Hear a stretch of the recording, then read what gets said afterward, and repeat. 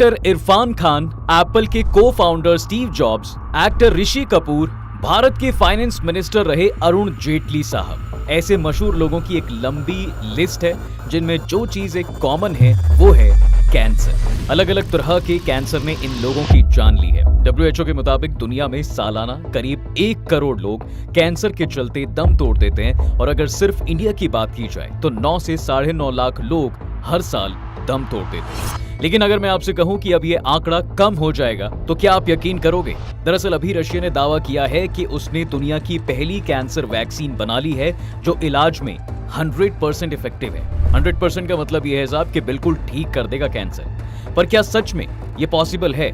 माने क्या वाकई में रूस की वैक्सीन से कैंसर का 100% इलाज मुमकिन है? और सवाल ये भी है कि ये वैक्सीन किस तरह के कैंसर पर कामयाब है, क्योंकि कैंसर भी तो कई तरह के होते हैं। और ये वैक्सीन इंडिया कब आएगी? चलिए जरा डिटेल में सब कुछ बात करते हैं।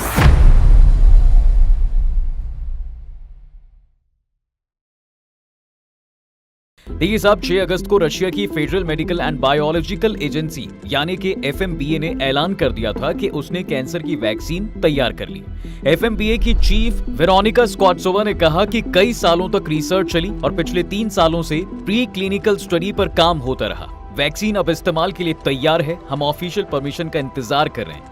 वैक्सीन की बात की जाए तो ये mRNA बेस्ड वैक्सीन है जिसका नाम एंट्रोमिक्स है। रूस ने national medical research radiology centre और अकेडमी ऑफ साइंस के angle heart institute of molecular biology ने मिलकर इस वैक्सीन को डेवलप किया है। रशिया के दावे के मुताबिक ये प्री क्लिनिकल ट्रायल्स में 100% इफेक्टिव रही है और तमाम सेफ्टी मेजर्स पर खरी भी उतरी है।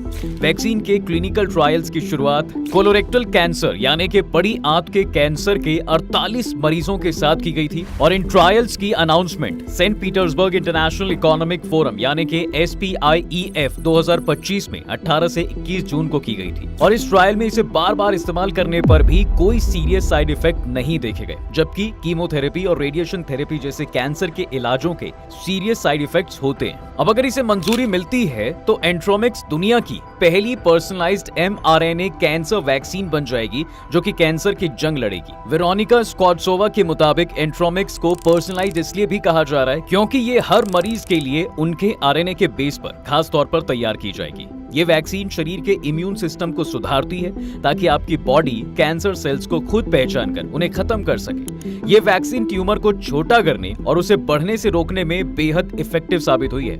अब आते हैं साहब अपने अगले सवाल पर कि क्या ये वैक्सीन हर तरह के कैंसर को खत्म कर सकती है, और अगर नहीं तो फिर कौन कौन से कैंसर के लिए ये सही है?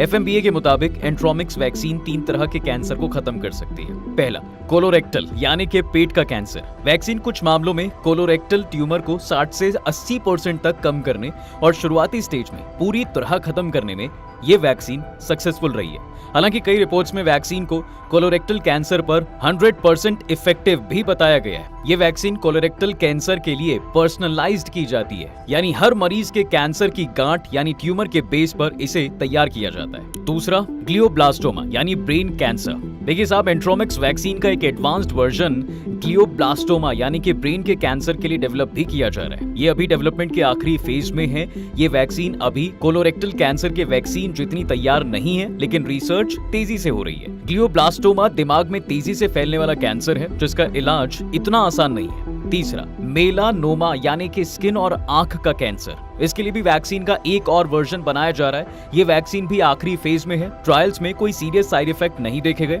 हल्के साइड इफेक्ट्स जैसे कि थकान या इंजेक्शन वाली जगह पर सूजन जरूर देखी गई है, लेकिन कोई सीरियस इफेक्ट नहीं है। इसके अलावा मीडिया रिपोर्ट्स में कहा गया है कि ये वैक्सीन लंग्स, ब्रेस्ट और पेनक्रिएटिक कैंसर के लिए भी फायदेमंद हो सकती है, लेकिन इसको लेकर कोई कंफर्मेशन नहीं आई है। अभी इसे लेकर शुरुआती रिसर्च की जा रही है। ये वैक्सीन शुरुआती स्टेज के कैंसर में ज्यादा इफेक्टिव है और एडवांस स्टेज में ट्यूमर की ग्रोथ को धीमा कर सकती है या मरीज की जिंदगी को लंबा भी कर सकती है। अब आते हैं साहब कि ये कैंसर की वैक्सीन काम कैसे करती है। माने क्या ये भी कोविड के जैसे ही काम करती है? देखिए, एंट्रोमिक्स एक mRNA बेस्ड वैक्सीन है, यानी कि वैक्सीन में असली वायरस नहीं होता, सिर्फ उसका mRNA कोड होता है। जब वैक्सीन शरीर में जाती है तो हमारे सेल्स उस mRNA के कोड को पढ़कर वायरस का एक स्पाइक प्रोटीन बना लेते हैं। हमारा इम्यून सिस्टम इस प्रोटीन को पहचान कर एंटीबॉडीज तैयार कर लेता है। एंट्रोमिक्स वैक्सीन कोविड, फ्लू या पोलियो की वैक्सीन की तरह बिल्कुल नहीं है, जिसे हेल्दी लोगों को दिया जाता है ताकि वायरस के अटैक करने से पहले ही उसे रोका जा सके। ये वैक्सीन सिर्फ कैंसर के रोगियों पर इस्तेमाल की जाएगी, माने बीमारी के बाद का इलाज है ये। जैसे डॉक्टर मरीज के कैंसर ट्यूमर से एक छोटा सैंपल लेते हैं, फिर इसकी जेनेटिक जांच करके ट्यूमर में मौजूद खास प्रोटीन की पहचान की जाती है। इसके बाद इस ट्यूमर के जेनेटिक डेटा के बेस पर ही ये mRNA वैक्सीन जो है बनाई जाती है। इसका मतलब ये है साहब कि ये वैक्सीन हर पेशेंट के लिए अलग होती है, क्योंकि हर ट्यूमर का जेनेटिक मेकअप अलग होता है। जब ये वैक्सीन बन जाती है तब वैक्सीन को इंजेक्शन से मरीज के शरीर में डाला जाता है। बॉडी सेल्स mRNA डेटा को समझकर स्पाइक प्रोटीन बनाते हैं। अब इसके बाद शरीर का डिफेंस सिस्टम इन प्रोटीन को दुश्मन समझकर टी सेल्स बनाता है, जो कैंसर सेल्स को ढूंढकर खत्म कर देता है। चलो वैक्सीन लगी और कैंसर खत्म, पर क्या वैक्सीनेशन के बाद मरीज को दोबारा कैंसर हो सकता है? अभी तो फिलहाल ये वैक्सीन कैंसर को पूरी तरह रोकने की गारंटी नहीं देती। ये सिर्फ शुरुआती स्टेज के कैंसर को ठीक करने या ट्यूमर की ग्रोथ को धीमा करने में मदद करती है। मरीज के एक बार पूरी तरह ठीक होने के बाद भी उसे दोबारा कैंसर हो सकता है। वेरोनिका स्कॉट्सोवा ने यह कहा है कि शुरुआती स्टेज में वैक्सीन कुछ मरीजों में कैंसर को पूरी तरह खत्म कर सकती है, लेकिन इसका मतलब ये नहीं है कि कैंसर दोबारा कभी नहीं होगा। कैंसर का रिकरेंस मरीज की उम्र, हेल्थ, कैंसर के टाइप, मरीज के जीन्स और उसकी लाइफस्टाइल पर डिपेंड करता है। तो ऐसा नहीं है कि बस अब काम खत्म। हालांकि अभी कई एक्सपर्ट्स का कहना है कि जब किसी वैक्सीन के पहले स्टेज के टेस्ट में 100% रिजल्ट्स देखे जाते हैं तो सवाल खड़ा होता है कि सैंपल का साइज क्या था। इस टेस्ट में 48 लोग शामिल थे। ये दुनिया भर की आबादी पर लागू करने के लिए बहुत छोटा सैंपल है। अभी तक कोई फाइनल रिपोर्ट्स भी सामने नहीं आई है। जब तक हमें पूरा डेटा, बायोमार्कर, सक्सेस रेट और 6 से 12 महीनों से आगे के कैंसर के स्टेज में अच्छे रिजल्ट्स नहीं मिल जाते, तब तक ये वैक्सीन सिर्फ उम्मीद बनी रहेगी। चलो उम्मीद ही सही। और वैसे भी जन्नत में इमरान हाशमी ने कहा भी था कि उम्मीद पर दुनिया चल रही है, तो हम भी चलते हैं। लेकिन ये भी तो जानना है साहब कि ये वैक्सीन भारत में कब मिलेगी और कितने रुपयों में मिलेगी। इंडिया में इस वैक्सीन के आने के बारे में अभी तक कोई ऑफिशियल अनाउंसमेंट नहीं हो पाई है। भारत और रूस के बीच रिश्ते अच्छे हैं और मेडिकल सेक्टर में दोनों देश एक दूसरे को सपोर्ट भी करते हैं। इस वजह से उम्मीद लगाई जा रही है कि ये भारत में भी मिलने लगेगी। हालांकि इसके लिए भारत के कंट्रोलर जनरल ऑफ इंडिया यानी कि DGCI की मंजूरी और लोकल ट्रायल्स की बहुत जरूरत होगी। हालांकि रूस ने कहा है कि वो अपने देश के लोगों को ये वैक्सीन फ्री में देगा। वहीं इंडिया में इसकी कीमत के बारे में कोई भी इंफॉर्मेशन सामने नहीं आई है। बाकी इसकी कीमत प्रोडक्शन कॉस्ट, इंपोर्ट, डिस्ट्रीब्यूशन और सरकारी सब्सिडी पर भी डिपेंड रहेगी। अगर भारत सरकार इसे राष्ट्रीय स्वास्थ्य मिशन में शामिल करती है तो इसकी कीमत कम हो सकती है या ये मुफ्त में भी मिल सकती है। लेकिन फिलहाल कुछ भी कहना बहुत मुश्किल है, क्योंकि मुझे ऐसा लगता है कि जब ये वैक्सीन हर इंसान के कैंसर के हिसाब से अलग बनाई जाएगी तो फिर इसकी कीमत ज्यादा ही होगी और इसे एक बड़े बिजनेस की तरह ही देखा जाएगा। फिलहाल शरीर के अलग अलग अंगों और कैंसर के फैलने के तरीके के हिसाब से करीब 200 तरह के कैंसर्स हैं दुनिया में। इनमें सबसे आम है ब्रेस्ट कैंसर। अभी तक कैंसर का इलाज किसी एक तरीके से या फिर एक वैक्सीन से नहीं होता। अलग अलग कैंसर के मरीजों और उनके कैंसर की स्टेज के आधार पर अलग अलग तरीकों से कैंसर का इलाज किया जाता है।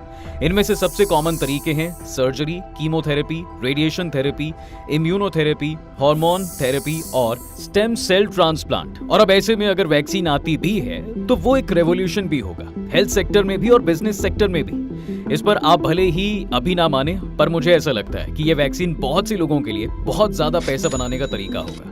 हालांकि रूस की वैक्सीन के अलावा 3 और वैक्सीन हैं जिन्हें कैंसर के इलाज में इस्तेमाल किया जाता है। अमेरिका की वैक्सीन सिपुल्यूसेल टी का इस्तेमाल प्रोस्टेट कैंसर के लिए होता है। इसे 2010 में मंजूरी मिली थी, लेकिन रिपोर्ट्स के मुताबिक इससे मरीजों की जिंदगी सिर्फ 4 महीने बढ़ती है। वहीं ह्यूमन पेपिलोमा वायरस वैक्सीन यानी कि HPV का इस्तेमाल सर्वाइकल कैंसर में होता है। ऐसा इसलिए है क्योंकि सर्वाइकल कैंसर के 95% तक मामले ह्यूमन पेपिलोमा वायरस नाम के वायरस के चलते होते हैं। और आखिर में एक्सपर्ट्स के मुताबिक हेपेटाइटिस बी की वैक्सीन को लिवर कैंसर की रोकथाम के लिए इस्तेमाल किया जा सकता है।